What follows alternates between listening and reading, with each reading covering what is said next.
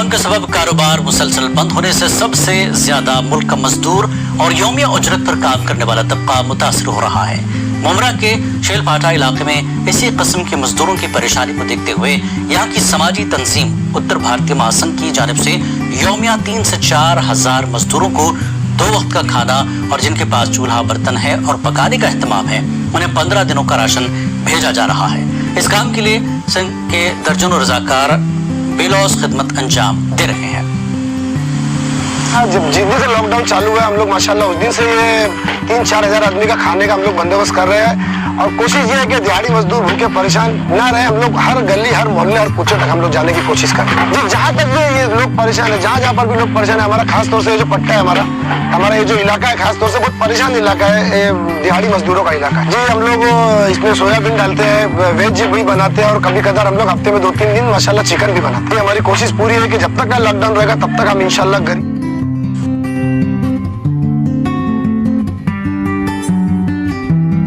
शख्सियत में आज हमारे साथ में अब्दुल करीम खान है। अब्दुल करीम खान जो मुमरा के एक कारोबारी है, मुमरा में एक नामी सोशल वर्कर है और मुमरा की जो सबसे बड़ी राजनीतिक पार्टी है राष्ट्रवादी कांग्रेस पार्टी, उसके कलवा मुमरा विधानसभा के अध्यक्ष भी हैं। आइए जानते हैं आज करीम खान से करीम खान के बारे में।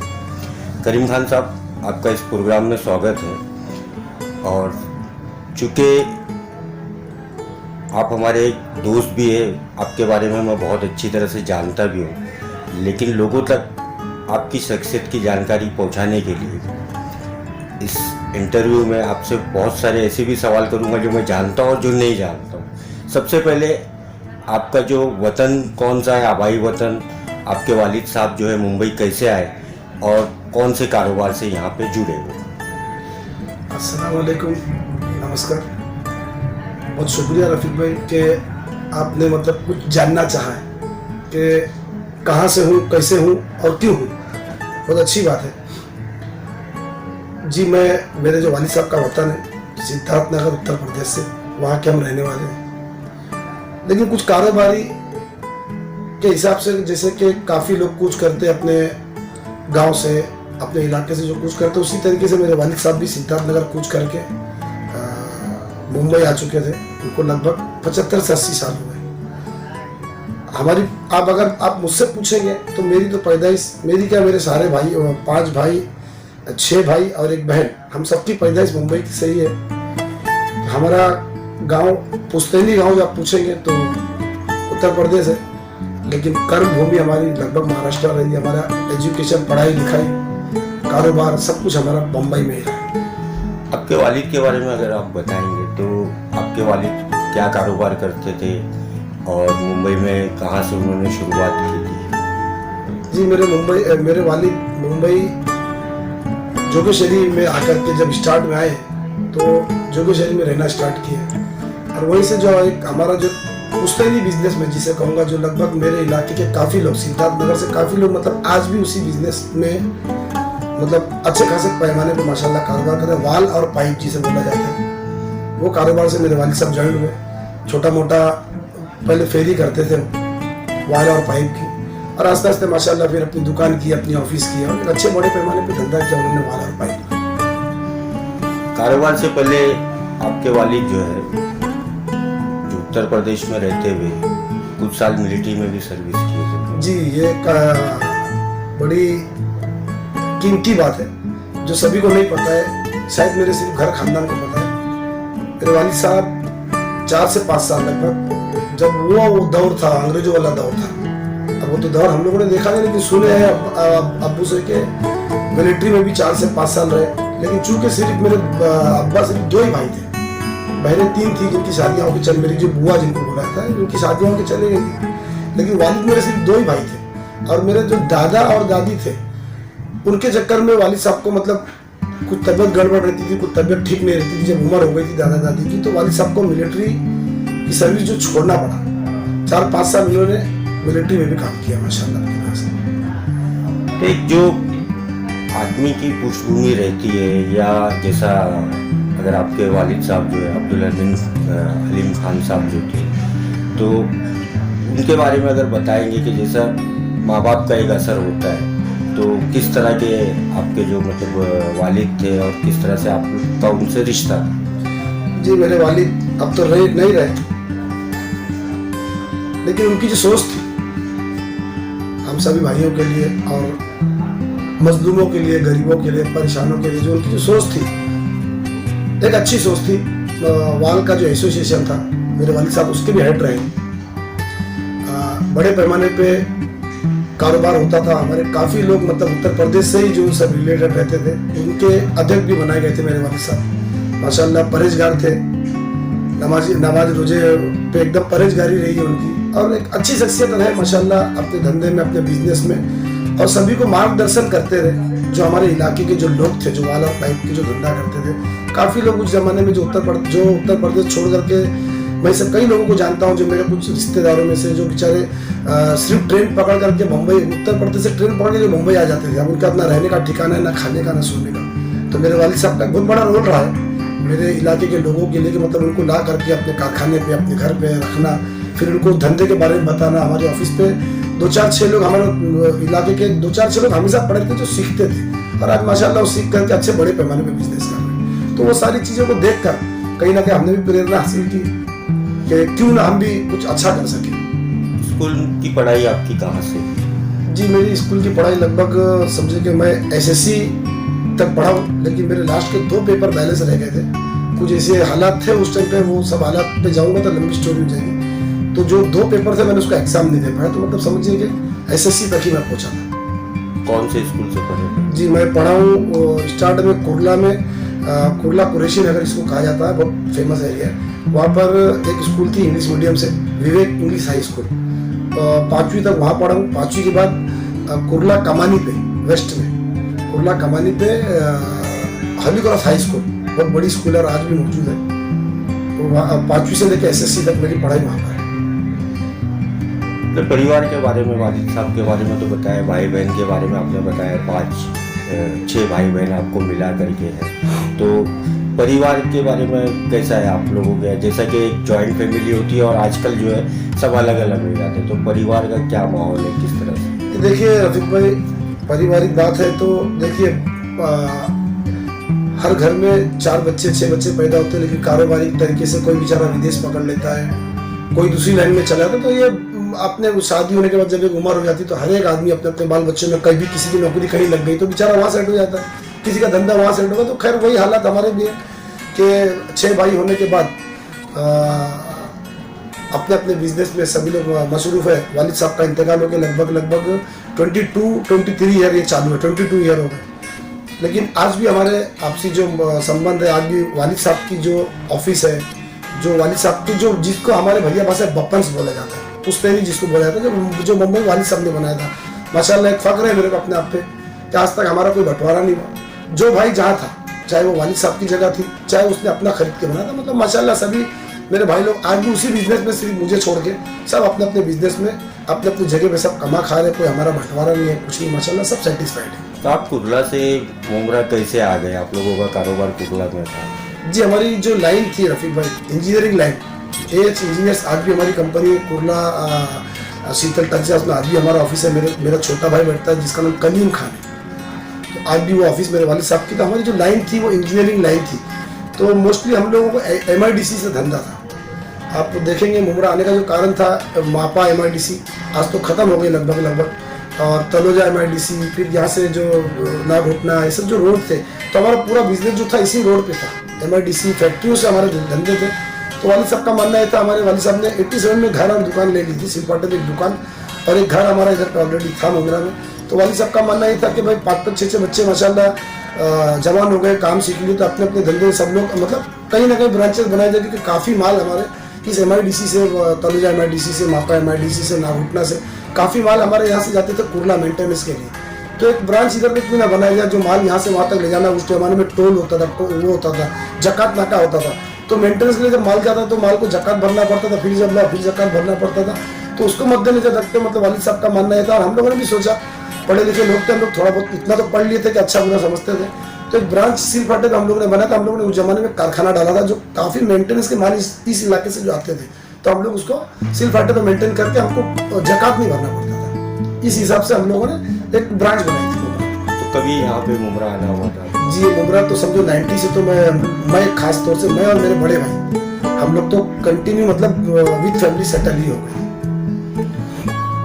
तो फिर कारोबारी से समाज सेवा की तरफ रुझान आपका कहाँ, कैसे, क्यों पैदा हुआ? जी कुछ ऐसे हालात आए, बड़ी दिलचस्प कहानी है कि कुछ ऐसे हालात आए कि जब मैं यहाँ आया तो यहाँ पर ज़मीनें बड़ी सस्ती थी। मैं अपने कारोबार भी करता रहा, वाल और पाइप के बिजनेस भी करता रहा। 4 लोगों के साथ जब बैठने उठने लगा, कुछ मेरे गांव के स्थानिक जिन्हें आगरी बुलाया था, कुछ से दोस्ती हो गई। तो कुछ लोगों ने मतलब ज़मीनें बताई कि भाई करीम भाई ज़मीन खरीदिए। उस टाइम पे 15-20 हज़ार रुपये घंटे में ज़मीन मिलती थी ना, 15-20 फुट। तो कुछ पैसा उसमें डाला गया, कुछ उसमें मेहनत की गई, तो एक ऐसा लगा कि अच्छा बिजनेस है। और उस टाइम ज़माने में पूरा इलाका खाली था, तो कुछ ज़मीनें खरीदी और बेची, तो कुछ ऐसा लगा कि ज़्यादा प्रॉफिट इसमें। तो फिर इस बिजनेस से रुझान थोड़ा सा कम और उस बिजनेस की तरफ रुझान थोड़ा ज़्यादा हो गया। तो जगह जमीन खरीदना और बेचना मतलब उसमें इतना मसरूफ हो गए कि फिर टाइम नहीं दे पाते थे। तो फिर अनफॉर्चुनेटली हमारा बिजनेस ऑटोमेटिकली जो उधर था कोरला में, फिर वो यहाँ का भी बिजनेस हमारा वहाँ शिफ्ट हो गया। जगह जमीन खरीदते रहे, बेचते रहे, 2 पैसा अल्लाह ने दिया हलाल का, माशाल्लाह मेहनत की हम लोगों ने।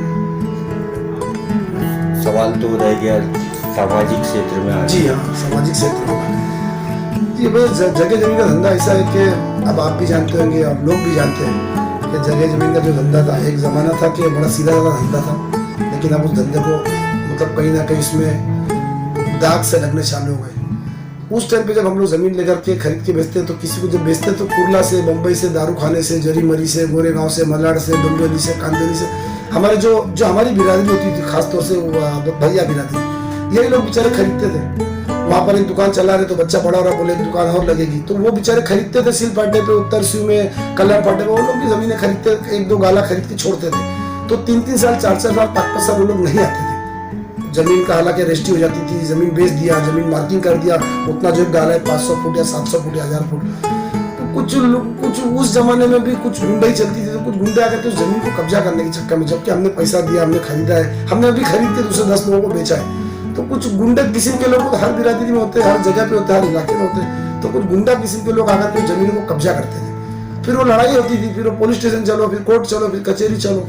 तो वैसा करते करते फिर ऐसा लगने लगा कि मतलब वो आस्ते आस्ते ये जो फील्ड थी, वो जिनकी जमीनें थी, मेहनत कर करके, लड़ाई लड़ के, पुलिस स्टेशन का सपोर्ट ले लेके उनको जमीनें दिलाई गई। तो फिर आस्ते आस्ते लोग अपने सुख दुख भी लाने लगे। ये करते करते सामाजिक क्षेत्र ऑटोमेटिकली कब बन गया हमको भी पता नहीं चला। सामाजिक कार्य की बात करें तो शहर के अंदर आपने बड़ी अच्छी पहल की थी और ट्रैफिक फ्री मुमरा, उसकी शुरुआत कैसी हुई थी और वो कितने साल तक चला था और उसका एक नतीजा क्या निकला? उसका नतीजा तो मैं समझता हूँ कि आज दिख भी रहा है माशाल्लाह। कहीं ना कहीं मेरी पार्टी ने भी बड़ी मेहनत की उसके लिए। लेकिन अब बात करेंगे जो हमने मूवमेंट चलाया था, और उसमें सिर्फ मैं नहीं था, एक बड़ा जनाधार था माशाल्लाह। मुझे फख्र है अपनी उस टीम के ऊपर, जो TFM नाम जिसका रखा गया था शॉर्टकट में, उसका फुल फॉर्म में आपको बता दूं, ट्रैफिक फ्री मुमरा।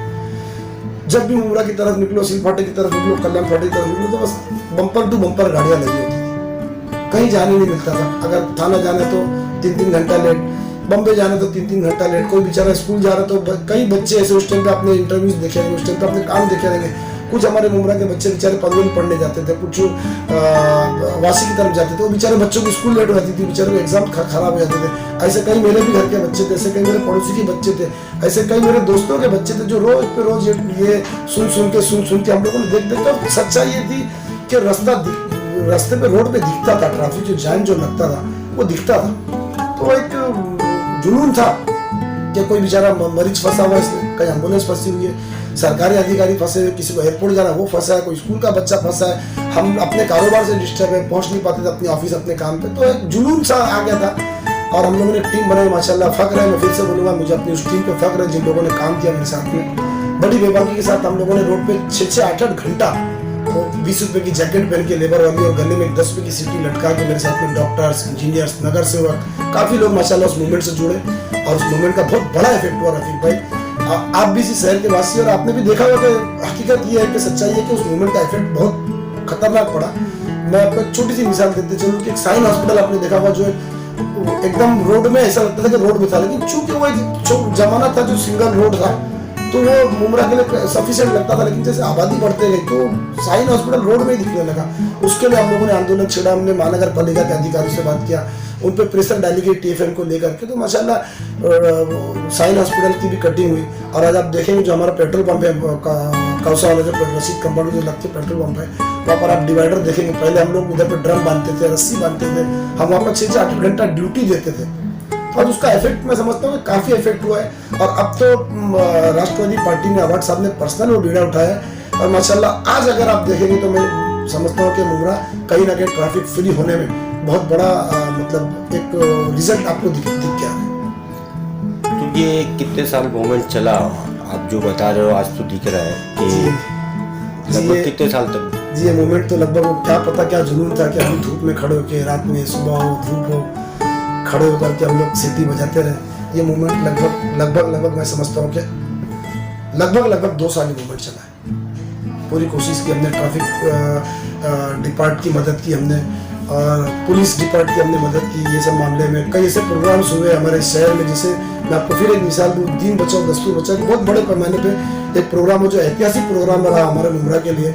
उस प्रोग्राम में ट्रैफिक फ्री मुमरा टीम ने बहुत काफ़ी वक्त दिया, और माशाल्लाह फिर से मैं बोलूँगा कि मुझे अपने टीम पे फख्र है कि कुछ लोगों ने काम किया होगा तो शायद लेबर चार्ज दिया होगा, हम लोगों ने माशाल्लाह 1 रुपया ना लेते हुए हमने उनकी चाय भी नहीं पी, हम लोगों ने उनका पानी भी नहीं पिया।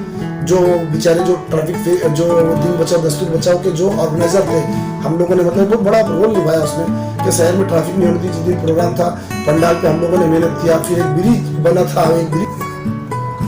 एक ब्रिज हम लोगों ने बनाया था, जो पार्किंग उस तरफ थी, आप देखेंगे आज भी वो नाला मौजूद है, मित्तल ग्राउंड जिसे बोला जाता है। तो लोगों को घूम के बड़ा जाना था, तो जो ऑर्गेनाइजर थे दिन बचाओ दस्तूर बचाओ के जो ऑर्गेनाइजर थे, जिसमें मैं 1-2 नाम लूँगा, कमर खान साहब थे और वसीम सैयद एक बड़ा रोल माशाल्लाह वो निभाया था। उनके एक बड़ी टोली थी, इसमें आदिल खान आजमी साहब थे, तो वो लोग भी डिस्टर्ब थे कि भाई अभी पार्किंग वहाँ करेंगे तो यहाँ तक कैसे आएंगे लोग। हम लोगों ने ब्रिज को 24 घंटे में माशाल्लाह बनाया, और अपने पैसे से बनाया, 1 भी रुपया हम लोगों ने ऑर्गेनाइजरों से नहीं लिया। 24 घंटे में हम लोगों ने ब्रिज को बनाया, ऐतिहासिक ब्रिज रहा। उसमें मेरे एक दोस्त रफीक खतीब, जिनका इंजीनियरिंग कारोबार आर्क 5 इंजीनियर्स बोल के उनका कारोबार है, सिल फाटक में उनका ऑफिस है, हम लोगों ने मतलब मिल के उसमें लोखंड वेल्डिंग जो भी चीज़ें लगी हम लोगों ने अपने पैसे से लाया और उस ब्रिज को बनाया। और इतना बड़ा प्रोग्राम हुआ, कई लाख लोग इस मुमरा शहर में घुसे, बसें घुसी, ट्रक घुसे, कार घुसे, लेकिन अल्हम्दुलिल्लाह मुझे अपने आप पे फिर कहूँगा मुझे फख्र है कि हम लोगों ने ट्रैफिक नहीं होने दिया। और उत्तर स्यू से हमारी स्कॉटिंग चालू थी, उत्तर स्यू, और यहाँ पर मापा के पास में हमारी स्कॉटिंग थी, हमारे नौजवान खड़े थे माशाल्लाह। सिलफाटा नाका हो, कल्याणफाटा नाका हो, अपना शिमला पार्क नाका हो, हम लोगों ने मतलब इतनी कायदे से काम किया, अल्लाह ने हमारे से बहुत अच्छा काम किया, जो एक मिसाल कायम होगी। नहीं, उस चीज़ की मिसाल तो आज भी दी जाती है, जब कोई रास्ते के ऊपर मोर्चा निकलता है, धरना निकलता है, संदल, तो उन लोगों ने ऐसा काम किया था कि लाखों लोग मुमरा में आए और मुमरा में ट्रैफिक नहीं, तो उसमें बड़ा योगदान रहा हमारा। और इसी तरीके से मैं आपको एक चीज़ और बताऊँ रफीक भाई, सिर्फ दिन बचाओ दस्तूर बचाओ का ही प्रोग्राम नहीं, हमारे शहर में गणपति, कई ऐसे लोग हैं जो गणपति बिठाते हैं, हिंदू मुस्लिम सब एक साथ ही है हमारे शहर में। तो कभी गणपति भी हमारे उस तरफ से निकलती, तो हमने पूरी कोशिश की कि तालाब तक इनको भी सेफ होकर के ट्रैफिक को फ्री किया जाए और इनकी भी मदद किया जाए, इनकी गणपति को तालाब तक पहुंचाया जाए। मुहर्रम में कभी जुलूस निकला तो हमने उसमें भी बड़ा मुख्य रोल निभाया है। और ये डिपार्टमेंट ने साना बसाना देखा है, डिपार्टमेंट से साना बसाना हमने कंधे से कंधा मिला कर हमने काम किया, और डिपार्टमेंट ने भी हमको सलाम किया माशाल्लाह। श्रीकांत शिंदे, एकनाथ शिंदे, स्थानीय विधायक सबने, और जो ट्रैफिक के DCP थी, इन्होंने आप लोगों की मतलब इस काम की सराहना की, शहर के लोगों ने भी की। लॉकडाउन की जो बात है, ये जो सामाजिक काम है, और ख़ास तौर से इस लॉकडाउन में जो गरीबों के लिए जो आप लोग जो खाना पका करके या कच्चा अनाज जो बांट रहे थे, सबसे लंबा जो कार्यक्रम आप लोगों ने चलाया है, सबके बंद होने के बाद भी जो है वो चलता रहा, शुरुआत कैसी हुई थी? रफीक भाई, ये भी एक दिलचस्प कहानी है कि शायद मैं नहीं समझता कि कोई भी ये जानता हो कि इतना लंबा लॉकडाउन लगेगा, दुनिया में कोई भी नहीं जानता होगा, जहाँ तक मेरी सोच है। मैं 21 मार्च को गाँव से आया, 21 मार्च को मेरा पूरा परिवार गाँव में था, 21 मार्च को मैं गाँव से आया हूँ, और 22 मार्च मेरे घर से जनता कर्फ्यू का इसे बोला गया, जनता कर्फ्यू। 21 मार्च को रात में 3 बजे हम लोग बाई रोड गए थे, पूरा परिवार था मेरा, हम लोग आए तो लॉकडाउन यानी जनता कर्फ्यू लग गया था। हम लोग भी अपने घर में थे, बस खिड़की से देख रहे थे कि रोड पे न चिड़िया है, ना कुत्ता है, ना कोई गाड़ियाँ दिख रही है। बहरहाल 22 मार्च को शाम के टाइम मैं कैसा वैसा लुकते छुपते मैं अपने खरडी के प्लॉट तक पहुंचा। चूंकि मैं बाईपास के पास ही मेरा घर है और खरडी का प्लॉट मेरा वो भी नज़दीक में ही, तो मैं अपना लुका छुपी करते हुए कैसा कैसा पहुंचा। जब वहाँ पर पहुंचा तो मुझे कई ऐसे मजदूर लोग मिले जो बेचारे सुबह से शाम तक कुछ खाए नहीं थे, परेशान थे बेचारे। जो मजदूर तबके के जो लोग हैं, कुछ मजदूर ऐसे के जो होटल में जाके खाना खाते, कुछ मजदूर ऐसे कि आधा किलो दाल लेते, आधा किलो चावल लेके शाम को पकाते, थोड़ा सा तेल लेते, 10 रुपये जाकर पकाते। कई ऐसे लोग मिले जो बेचारे भूखे रह गए थे। और मेरे पास में भी कई ऐसे लेबर थे। मेरा भी वक्त से कारोबार ऐसा है कि मुझे भी काफ़ी लेबर लगते, तो मेरे भी अपने लेबर भूखे रह गए। कई ऐसे दोस्त यारों के साइडों पे भी लेबर भूखे रह गए। तो बस वो एक जुनून हो गया और हम लोगों ने एक बनिया को फ़ोन किया जो हमारे खरडी के प्लॉट के सामने ही बनिया है, और वो भी बेचारा लुकते छुपते अपना कैसा कैसा आकर के हमसे मिला।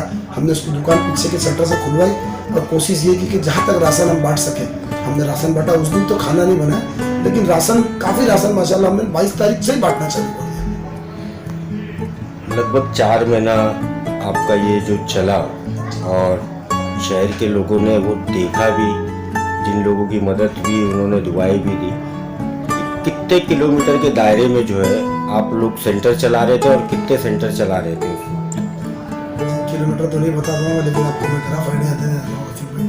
हमारे को जहाँ से भी फोन आया हमने पूरी कोशिश की वहाँ तक पहुँचने की। कलवा झोपड़पट्टी आप देख रहे हैं जो ऊपर पहाड़ी पे जो बसी हुई है, वहाँ से भी हमारे को अगर कोई फ़ोन आया, कोई रास्ते कोई कनेक्शन से, तो वहाँ तक भी हमने पहुँचा है। मुमरा में भी काफ़ी लोग काम तो कर रहे थे माशाल्लाह, ये नहीं बोलूँगा कि कोई काम नहीं था, काफ़ी लोग काम करते, हमारी पार्टी भी काम कर रही थी और भी सामाजिक लोग काम करते। मुमरा से भी जहाँ कहीं से अगर हमारा राब्ता लगा, एक मैसेज चला था, आपने शायद देखेंगे उस टाइम पे कि इस इलाके से इस इलाके तक फलाना आदमी, इस इलाके से इस इलाके तक फलाना आदमी। तो मुझे, मैं समझता कि मुझे बहुत बड़ा इलाका मिल गया था। वो जो कैप्शन चला था, जो हमारे मुमरा के सामाजिक लोग जो दर्द समझते बेचारे, ऐसे कई लोगों ने मीटिंग की थी जिसमें हसन मुलानी का एक नंबर पर रोल रहा, तो उन्होंने मुझसे पूछ कर नंबर डाला था। तो मेरे को तो बहुत लंबा इलाका मिल गया था, लेकिन अल्लाह ने पार करा, वो काम हमारे से अल्लाह ने काम लिया।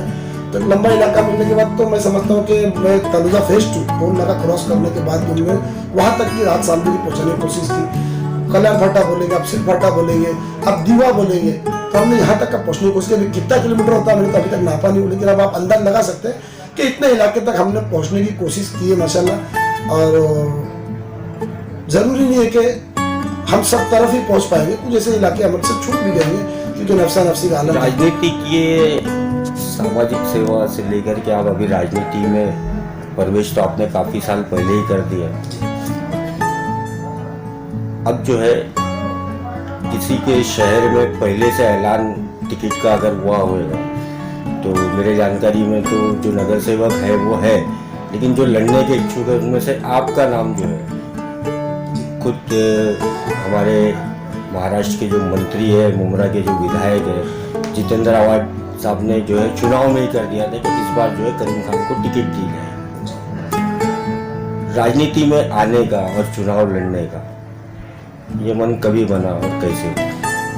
जी रफीक भाई, ये तो ये जो 5 साल का कार्यकाल गया, पिछला कार्यकाल, इसके पिछले कार्यकाल, यानी ये 5 साल और इसका पिछला कार्यकाल 10 साल से लगभग मैं आपको बोलूँगा कि जो मेरे चाहने वाले लोग हैं, जो मुझे काम करते हुए देखते हैं कि मैं इतना काम करता हूँ, मैं बेबाकी से रात दिन लोगों के बीच खड़ा रहता हूँ। पिछले 5 साल से तो मैं समझता हूँ कि कंफर्म, मतलब अब मेरे जो चाहने वाले लोग हैं जिनके मैं काम करता हूँ, जिस इलाके में मैं रहता हूँ, अब इनका सबका मानना है कि करीम भाई आप बहुत काम करते हो माशाल्लाह हमारे लिए, अब आपको इलेक्शन लड़ना है। तो कहीं ना कहीं मेरे चाहने वाले लोगों का, जो मुझे जानता है, उनका प्रेशर भी है कि अब आपको इलेक्शन लड़ना है। तो ये समझिए कि पिछले 5 साल जो गया, मैं तब से मतलब माइंड सेट किया था लड़ूंगा, मगर पिछली स्टोरी आपको मालूम है क्या हुआ।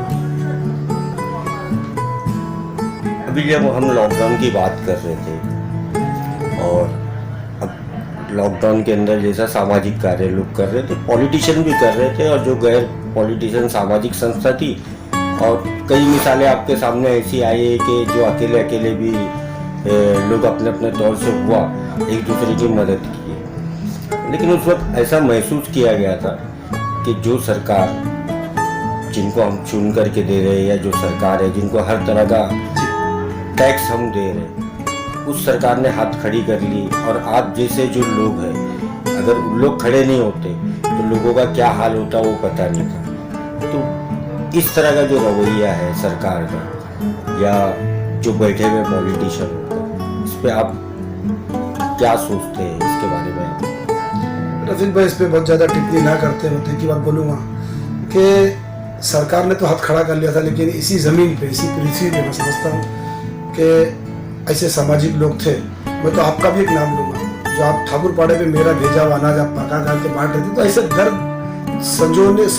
दर्द को समझने वाले, दर्द को संजोने वाले लोग इस ज़मीन पे आज भी मौजूद है कि अगर मेरे पड़ोसी में कोई भूखा है तो लोगों ने पूछने की कोशिश की। जो सामाजिक लोगों ने जो काम किया है, ये सरकार अपनी जगह रहेगी। सरकार तो नफ्सा नफ्सी में अपने आप में परेशान थी बेचारी, वो किसको क्या कहाँ तक पहुँचाती। कुछ आया तो कुछ भ्रष्टाचार में चला गया, कुछ लूटपाट में चला गया, लेकिन जो सामाजिक लोगों ने काम किया सिर्फ मुमरा में ही काम नहीं हुआ। और हिंदुस्तान का वीडियो आपके सामने आया होगा, आपने देखा होगा रास्ते में जो बेचारे पैदल भाग रहे थे, उनकी मदद करने वाले लोग जो सामाजिक लोग थे, पॉलिटिशियंस नहीं थे। सामाजिक लोगों ने उतर के काम किया, सरकार के लोग नहीं थे, पॉलिटिशियन लोग नहीं थे, ये एक सामाजिक लोग थे जिनको दर्द समझता था, बेचारे उतर के काम किए। फिर क्यों आप, कारोबारी है, सब कुछ है, आप चुनाव लड़ना चाहते हैं और एक तरफ जो है आपने खुद पक्ष रखा है कि पॉलिटिक्स और समाज सेवा दोनों अलग है, तो फिर क्यों आप उसके अंदर एंट्री करना चाहते हैं, चुनाव लड़ना चाहते हैं? जी देखिए, बहुत से लोग तो ये भी बोल रहे हैं कि 25-50 लाख रुपया कोई अगर खर्च करके जाता है, आमतौर पे मतलब ये लोगों की धारणा है, चुनाव लड़ता है तो उससे अच्छा वो कोई हॉस्पिटल बना देवे या उससे अच्छा कोई दूसरा काम कर ले जिससे समाज को फायदा हो। जी रफीक भाई, देखिए सवाल बड़ा दिलचस्प है कि मैं क्यों लड़ना चाहता हूँ। तो एक तो चाहने वाले लोगों का प्रेशर, जो चाहने वाले, दूसरी बात कहीं ना कहीं मुझे भी ये महसूस होता है, जैसे मान लो एक एग्जांपल मैं आपको देता हूँ, अगर पुलिस स्टेशन जाना है, अगर मैं नगर से होकर के फ़ोन करता हूँ तो उसका एक अलग मर्तबा और दबदबा है, और मैं अगर एक आम आदमी बन के फ़ोन करता हूँ तो उसका एक अलग मर्तबा और दबदबा है। और अब दिन पे दिन जो काम, जो मैं और ज़्यादा सोशल में जो घुस चुका हूँ, तो मुझको भी कहीं ना कहीं महसूस होता है कि थोड़ा सा पावर होना बहुत जरूरी है, इसलिए ये मन है।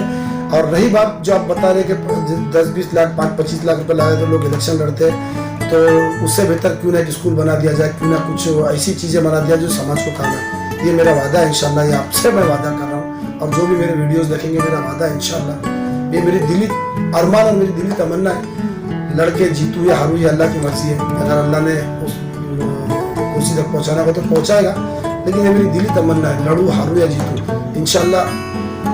समाज के लिए मैंने हमेशा काम किया है और आगे भी, फिर मैं बोल रहा हूँ कि लड़के हारू या जीतू, मैं गरीब बच्चों के लिए स्कूल बनाने की मेरे दिल में अरमान है, और मैं उतना साहिब हैसियत हूँ इंशाल्लाह, अल्लाह ने चाहता। और मेरे जो इर्द गिर्द के लोग हैं, जो संगठन से, जो हमारे उत्तर भारत संगठन से जुड़े हुए जो लोग हैं माशाल्लाह, जो हमारे विचारों, जो हमारे जो सबके जो विचार है, वो विचार यही है कि समाज का उद्धार हो, समाज का भला हो, और समाज में एजुकेशन हो, समाज में पढ़ाई हो। तो इंशाल्लाह हम लोगों की पूरी कोशिश है कि हम इस इलाके में भले छोटी स्कूल 8 क्लास से चालू करेंगे, 4 रूम कमरे से चालू करेंगे, लेकिन ये मेरा वादा है रफीक भाई, आपको मैं वादा कर रहा हूँ, और जहाँ तक मेरा वीडियो पहुँचे वहाँ तक मेरा वादा है कि स्कूल इंशाल्लाह करीम खान और करीम खान के लोग और उत्तर भारतीय संगठन के लोग हम स्कूल बनाएंगे इंशाल्लाह। ये थे हमारे साथ में अब्दुल करीम खान, आज के शख्सियत, और जो उनके बारे में बहुत सारे जो उनके जानने वाले नहीं जानते थे, ऐसी बातें जो है उनसे, उनके फैमिली के बारे में, उनके परिवार के बारे में, उनके कारोबार के बारे में, कि करीम खान को लोग अच्छी तरह से जानेंगे। और चलते चलते जो उन्होंने वादा किया है हमारे कार्यक्रम के ज़रिए, ये एक बात अच्छी है कि शहर के लिए एक ऐसा स्कूल खोलने की बात की गई है जो दूसरे स्कूलों से अलग होगा, और जो गरीब बच्चे हैं उनका इस स्कूल में जो है दाखिला होगा। और हम ये शुभकामना भी उन्हें देते हैं कि जो वो सोच रहे आने वाले चुनाव के बारे में, क्यों वो लड़ना चाहते हैं, वो चुनाव लड़े, वो जीते, वो जिस तरह से समाज के लिए कुछ स्कूल खोलना चाहते हैं अपनी NGO के जरिए, जैसा कि उत्तर भारतीय महासंघ के और सहारा स्क्रैप मर्चेंट एसोसिएशन के जो वो शील विभाग के अध्यक्ष हैं, तो उस तरह से जो काम से जुड़े हुए, इसी तरह से वो काम करते रहे, और आगे जो आने वाला चुनाव है उसमें उनको पार्टी अगर टिकट देती है तो वो जीते। और नौजवानों के लिए जिस तरह से उन्होंने काम किया है, लोगों को साथ में लेकर के, ट्रैफिक मुमरा हो, लॉकडाउन हो, या इस प्रोग्राम में जो है चलते चलते आपको ये भी बता दूं कि उनके ऊपर 2 बड़े बड़े केसेस भी जो है आंदोलन करने की वजह से एक बार तड़ी पार भी कर दिया गया था। एक एट्रोसिटी का केस उनके ऊपर लाद दिया गया था, जिससे वो आगे चल करके बाहर निकल गए, तो इस तरह के सामाजिक कार्य करने की वजह से जो है दुश्मनी भी होती है, लोग अटैक भी करते हैं, अच्छा बोलते हैं, बुरा बोलते हैं, लेकिन शख्सियत वही होती है जो इन सब को जो है बर्दाश्त करते हुए और लोगों के जो है काम करने के लिए हमेशा हमेशा पेश रहते हुए त्याग बलिदान कर करके वो समाज के लिए कुछ करे।